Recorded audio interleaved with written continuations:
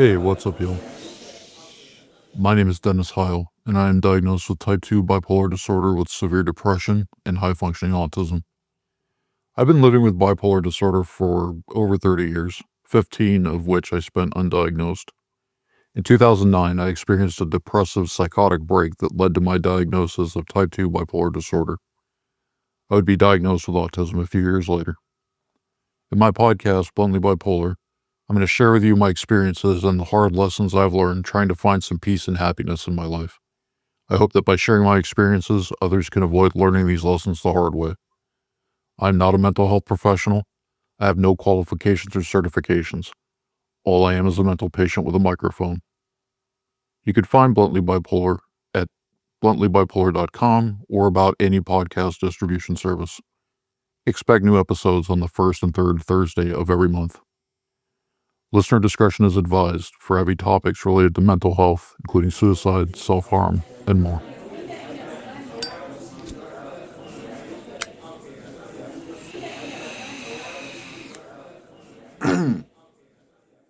This is episode 3, The Pursuit of Peace.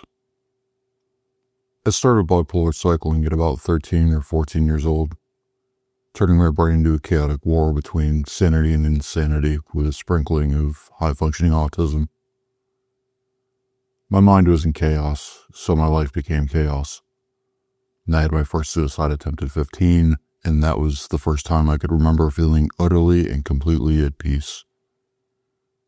It was so quiet and still in my mind. Unfortunately, what followed was a lot more chaos. I burned through dozens of jobs, relationships, friendships, self-harm, substance abuse, more suicide attempts, and a bunch of other bad or questionable things. The only real stability and peace I had was with family who stood beside me, even when I was doing a lot of wrong things and making terrible decisions. I couldn't understand why everything was so loud, confusing, and unstable. And that's the life I lived until I was diagnosed at 29. And for a few years after, until I really started to make progress in my recovery. I never thought I could create peace for myself, and I know there are a lot of people that feel the same way. So, I want to share with you some of the parts of my recovery that have allowed me to create more peace and stability in myself. These are things I wish I would have known on day 1 of my diagnosis. I will stress that I'm writing from personal experience, so do not take this as a definitive answer to this complicated question. Recovery is an individual process. What works for me may not work for you, and vice versa. But if you're confused on where to start, you may find an answer here. Number 1, get sober. In the mental health world, there's a thing called dual diagnosis. That is someone who has a substance abuse disorder, addiction, and an additional mental health disorder. In people with bipolar disorder, it's estimated that upwards of 60% of us will turn to substances of some kind, often to cope with what's going on in our heads. Alcohol being the most common drug of choice. The problem with substance abuse to cope is that it may provide a temporary peace in exchange for long-term harm. You often hear people say things like, "It helps me," and it's true, I know it does because I've done it. And light drinking is fun, but it's also a depressant. It may make you feel either good or numb while you're drinking and partying, but then you have the long-term effects of the alcohol to deal with, and the day after, of course, when you sober back up. Now, on the other hand, maybe you don't care about the long-term effects. Depression makes it so difficult to see even an inch ahead of you. Everything is dark, and the only thing that appears to be certain is more darkness. But that's just a lie of the depression. I would pick up whatever I could get my hands on and use it to force my brain to do something different for a while. Except psychedelics. I had already talked to God in delusion, and I felt like it wasn't a great idea to do a drug that would break reality any more than my reality had already been broken. But literally anything was better than what I had going on in my head, and I'm far from the only one who's had those feelings. Now, personally, I was never diagnosed with substance abuse disorder, even though I did abuse various substances. I say that not out of judgment or making any kind of excuses, but just because I don't want to misrepresent my experience with substance abuse. I don't have that kind of story with substances that a recovering addict does. And I think it's important to be clear on that for transparency. I think if the closest I ever got was abusing opiates, and after a few months of popping pills sparingly, I realized it felt way too good to keep doing it. So I stopped before it got out of hand. Well, more out of hand. Sobriety is an important part of mental health recovery in general, because when you're introducing these substances to your body, you're altering and affecting the chemical landscape of what's going on inside of you. It changes the way your brain and medications work, adding more unpredictability, particularly if you're hiding it from your doctor. Substance abuse can make things much harder to create stability and peace. When you make the decision to try to get clean and or sober, do yourself a favor and consult with a doctor before you do anything. There are health complications that can arise, and you may need additional help. For example, heavy drinkers can have seizures and withdrawal. You don't want to quit cold turkey, have a seizure, and bust your head off a toilet if you fall. Medical detox may be the best option, regardless of what you're trying to get clean from if you're a heavy user. Number 2, radical acceptance. I found a lot of success in cognitive behavioral therapy, otherwise known as CBT. And I think it's because of the autism. There are a lot of times where I can shift my emotional landscape through logic and rationality to the point where I've actually been able to logic my way out of hypomanic cycles. I had so much success in CBT that I wanted to learn more about it, and I discovered that CBT took a lot of inspiration from the philosophy of Stoicism. That is not to be confused with lowercase s Stoic, because they are very different things. Or Broicism, where podcast bros are focused fully on aspects of selfishness and self-improvement, while ignoring the importance of serving one's role in creation and virtue. The word stoic carries with it a lot of preconceived notions fueled by patriarchy and toxic masculinity, that emotional repression and suppression is the way to peace, that you should be a rock at all times, but it's not. It only leads to chaos, depression, and unhappiness further down the road. The emotional management that Stoicism espouses is to feel your emotions, whatever they are, but don't be controlled by them. Don't make your decisions from an emotional place, because emotions aren't consistent or trustworthy, and they can steer you wrong. In the philosophy of Stoicism, there's a fairly popular phrase, amor fati, love of fate, or as it's used in practice, love your fate. Amor fati is radical acceptance. That is, you don't turn away from your fate, that which life brings you. Instead, you embrace it, honor it, and love it, because that's often the time when we need love the most. People who sell happiness have distorted the word love into something shallow to sell it to the lonely. And I'm not going to sit here and decry the positive and beautiful emotions that love creates. But at the same time, love is deeply painful at times. It's easy to love yourself for other people when things are going well. But that's the superficial end. Love is tested in the pain and suffering. So consider this. You randomly stumble on a person who feels immediately familiar, like someone that you feel like you should have known all your life. Something in the back of your mind whispers, that's them, that's your soulmate. And when you lock eyes, you've never seen anything so beautiful. You fit each other like puzzle pieces, and even though you're already a whole person, they add something to you. Something beautiful and bright. But then one day they start having some random symptoms, and they go to the doctor and they're diagnosed with an aggressive cancer. And now your fairy tale story is ending. Because now you'll watch them try to treat their cancer and all the awfulness that entails. And then you get to watch your soulmate, the love of your life, waste away into a shell of who they used to be. Such things make or break relationships. That's when a lot of people learn that they don't actually love their spouse. They just love the idea of them, and love the idea of what their life would look like in their happily ever after. Or they love the feelings that person evokes in them. So they turn away and they leave, because to them, that's not what they signed up for. You don't have to like your fate. That's the big mistake I see so many people make. Instead, I must try to love my fate, so I don't turn away when the suffering of life comes my way. I want to greet it with a smile, a kiss on the forehead, and say, this really fucking sucks, but here you are. Let's figure it out. Denial only hurts you and makes it harder to heal in the long term. For example, consider a man who was sexually abused as a child. He grows up and he drinks to numb his pain, to stifle the emotions of his trauma and sexual abuse. He doesn't talk about it because that's not what a real man does in our patriarchal society. That'd make him appear vulnerable and weak. It is absolute lunacy to suggest that anyone should like the terrible things that happen in life. But if he wants to heal, he can't look away from it. It's not going to get better on its own. It never does. It just sits and festers in the darkness, driving more unhealthy behaviors. But what if he could love his fate? What if he could look his fate in the eyes and say, okay, this is something I have to deal with. This is something I have to talk to someone about so that I can heal and maybe try to put some of the pieces together to create a little peace and happiness for myself. Even though it was a fate forced onto him by a monster, it's still his trauma to carry. And how can he do that if he can't acknowledge it? How can he create peace and happiness within himself if he has this festering, chaotic, emotional cancer growing in his shadows where he won't shine the light of love? A light that could give that little boy permission to heal, to try to create some happiness and peace. You don't have to like your fate.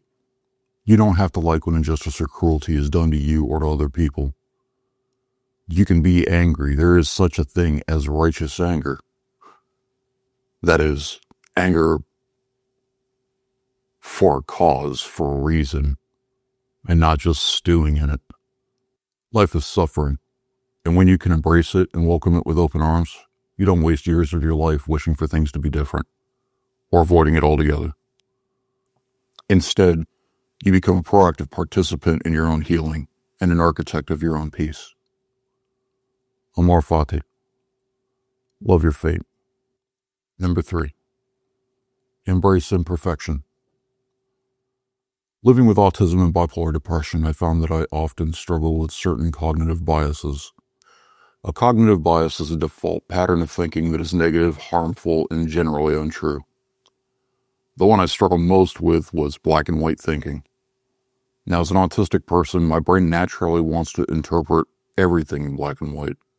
Now, that's a problem because so few things in this world are. Most of them are shades of gray. Now, depression encourages similar perceptions because it strangles the positive emotions first, and it keeps strangling emotions as it gets more intense, leaving pretty much only the black. Now, there are tons of examples of black and white thinking in society and all around you almost every day. But let me give you a couple of examples. Consider perfectionism. Perfectionism is often a manifestation of anxiety of some kind. The goal is to do a thing perfectly so that way it's not causing mental and emotional disruption. After all, if you can convince yourself something's perfect, then you don't have to worry about it anymore, right? Well, very few things are perfect because perfection is in the eye of the beholder. Early on when I started writing, I would agonize over perfection to the best of my ability. Now, I was eventually broken of that habit by actually working as a writer, where you have deadlines and people waiting on you, and you can't agonize over it forever.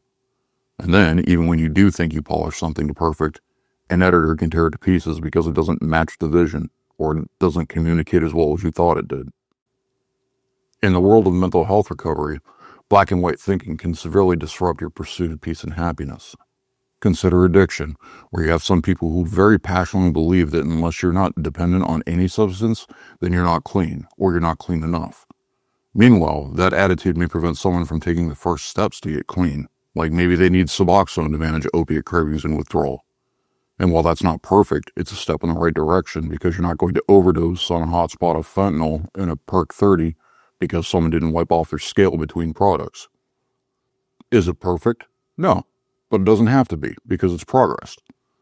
Suboxone today may be the first step to being totally clean tomorrow. And you can see a similar thing with relapses, in both addiction and self-harm. Consider a person who's cutting to cope with what's going on in their head, because the physical pain is so much more manageable than the emotional. They're cleaning from cutting for 13 days, but then they relapse and self-harm. In that scenario, the person is obviously not in a good mental space to begin with if they relapse, But then there's the catastrophizing and hopelessness that can set in. Black and white thinking may convince you that you're not strong enough, not good enough, that if you can't be perfect, then you can't recover. But recovery is messy, and nobody is perfect. Then you may accidentally give yourself permission to spiral because the black and white thinking causes you to believe that you need that perfection. But there is no perfect. So instead of thinking I'm doomed, one could instead love their fate and say, all right, I relapsed, but that's okay. I'm going to put away the blade and I'm going to start again. And I'm going to beat 13 days this time. That's my goal. And you can do that when you can accept that you're not perfect, that the world is not black and white, and neither is progress. Recovery is never linear. You go forward, you experience setbacks, and then you decide to stand back up, dust yourself off, and keep going. It's okay to be imperfect. You just have to keep trying because you definitely won't succeed if you stop. Number 4, address what you don't talk about. I've always hated the phrase, talk to someone about your problems. I don't know if it's the autism or what, but there's never been a time in my life where talking about my problems has made me feel better. I experienced no catharsis from being heard or feeling seen. I just don't think I'm wired that way. So messaging of talk about it always fell flat for me because what's the point? You're just going to feel bad, and now I feel compelled to perform the emotional labor of making you feel like you helped or censoring what I'm actually carrying in my head. And I'm already dumping out all this emotional energy to keep myself afloat, and I can't float you too. Now, personally, I amend that phrase. Instead of talk to someone, I like to say, you need to talk to someone who could actually help you with your problem or help you find a solution to it. For example, a lot of people don't know where to get started when trying to pursue mental wellness. You can ask for a referral from a general practitioner or seek out a counselor or contact a hotline of some kind. But when you're unwell or unstable, it's hard to have that clarity. And in severe circumstances, sometimes it's best to go to the emergency room. One difficult lesson I learned the hard way is that you have to talk about the things that you don't want to talk about. You have to be brutally honest with yourself and with whoever you've turned to for help, presumably a mental health professional. In my eyes, the generic messaging of just talk about it is more harmful than helpful to people with trauma or severe problems that they're carrying. Because trauma is a fragile thing, and it's easy to cause harm to someone by accident if you don't know what you're doing. And while you may want to talk to your friend or be heard by your friend, there's nothing wrong with that, but it's going to not provide the same kind of benefit or safety that talking to a therapist can. But that which is obscured in the shadow needs to be illuminated. If you're hiding something deep and painful, it's festering and quietly growing, fueling depression, anxiety, and unhealthy habits. And the only way to make peace with it, to heal it even a little bit, is to show it to someone who knows how to help you heal. And that's where talk therapy comes in. Addressing my trauma dramatically improved not only my peace of mind, but my overall mental stability with bipolar disorder. Bipolar disorder is a mood disorder, which has a very direct impact on your emotions. And with the lingering trauma I had, they were causing a lot of anger and sadness and depression, which fueled the depression, which made me more unstable, which caused me to seek relief in unhealthy behaviors, which added more fuel to the unwellness and then repeat over and over. It's a vicious cycle. But not all therapists are created the same. There are some who can't handle certain things. They either don't have the emotional capacity themselves, the knowledge or experience. You want to consider that when you're trying to find a counselor, assuming you have the resources, accessibility, or a choice. So if you have deep trauma or severe mental illness, it may not be the best choice to utilize a counselor who's only been in the field for a few years or someone with only a master's. We people with bipolar disorder get turned down a lot by clinicians because we're difficult patients. And unfortunately, it's just something that a lot of us have to deal with. It's hard to maintain an open connection with someone when they say things that clearly demonstrate that they are not hearing you. For example, there was a point where I was about 20 years into my tenure with my bipolar depression, and a new counselor decided I needed an inspirational monologue about the power of positive thinking and sunshine to combat depression. In retrospect, I now understand that it wasn't bad advice for someone who had like mild situational or seasonal depression. But for me, I immediately closed off. Absolute worst thing they could have said, because what the fuck you mean happiness is a choice? You think I choose to wake up angry that I woke up again? You think I choose to think about suicide multiple times a day? Do you think this is a fucking game or some shit? Fuck you and your positive thinking. How about that? But what I didn't understand at the time is that it is possible to choose happiness when your brain isn't drowning in mental illness or trauma. People who are in the shallower end, or who may just be going through some temporary hard times, actually can do things like choose their mood by not fueling their negative thoughts. In my case, it wasn't that I was fueling my own negative thoughts. It was that they were being forced on me by mental illness. And that's one of many reasons that it's important to try to find the right vibe with the counselor. So when I look for a counselor now, I ask about their experience with bipolar disorder and autism, but I also go in with an open mind, because the counselor that helped me most was someone who is very different from me that I didn't think would be able to help me. And that was part of my own ignorance and judgment of him. But sometimes mismatches just don't work. For example, consider a veteran who tries to go to therapy for combat-related PTSD, but the person they connected with had little understanding of what they went through, so weren't able to provide the safe healing space they needed. Contrast that with a combat veteran who has a counselor who's also a combat veteran or is familiar with that severe trauma because they've been treating or helping people with it for a long time. It's going to be much easier to connect and be open with that second counselor than it is someone fresh out of school. And similarly, as I get older, I sometimes have a hard time with younger counselors. Like, I know you're trying to help and provide good care, but I have to wrestle with myself sometimes about it. Like, I've been living with bipolar disorder longer than you've been alive. What are you going to tell me about my life? But that's the wrong attitude to approach it from, because I don't necessarily need life advice. I need help sorting out this medical condition of what's going on in my head. I need their knowledge of therapy and treatment modalities that have been tested and proven to help people like me to apply to myself. I need a perspective from eyes that aren't mine, so maybe I could try to see more clearly. The things that you don't want to talk about, you need to talk about with someone who can handle them, typically a counselor at minimum. Talk about the things you suppress, talk about the reasons that you turn to substance abuse, talk about what you're afraid of, get it in front of a clinician who can help you better understand the pieces to your puzzle. Now, I realize that at the beginning of this point that I specifically said that talking about it does nothing for me, while then pushing the idea of talk therapy. This is another time we run into the imperfect nature of language, because therapy is not talking about it, even though that's the wording a lot of people use to try to encourage others to get help, and that's the perception that a lot of people have who either haven't tried it or are trying to keep you from going to therapy, to keep you in that angry pit of despair. Therapy is more of a roadmap of processes and strategies that we can use to improve the quality of our minds and our mental health. Think of it like going to a physical therapist. Let's say you break a leg. You don't go to physical therapy, have a casual chat, and then boom, it's fixed, right? No. There's a process of understanding the injury, developing a plan that will help re-strengthen the leg, and then following through on that plan. Mental health therapy is the exact same way.